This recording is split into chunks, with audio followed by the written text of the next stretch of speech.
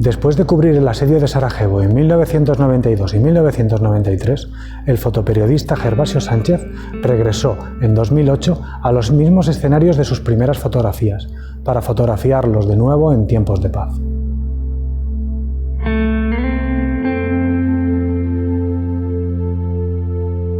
Sarajevo, Guerra y Paz es un recorrido expositivo que enfrenta 25 fotografías en blanco y negro tomadas durante la guerra a otras 25 imágenes en color realizadas 16 años después. Gervasio repite los mismos encuadres de sus primeras imágenes y trata de encontrar a los protagonistas de aquellas fotografías que tuvieron la suerte de sobrevivir al conflicto armado.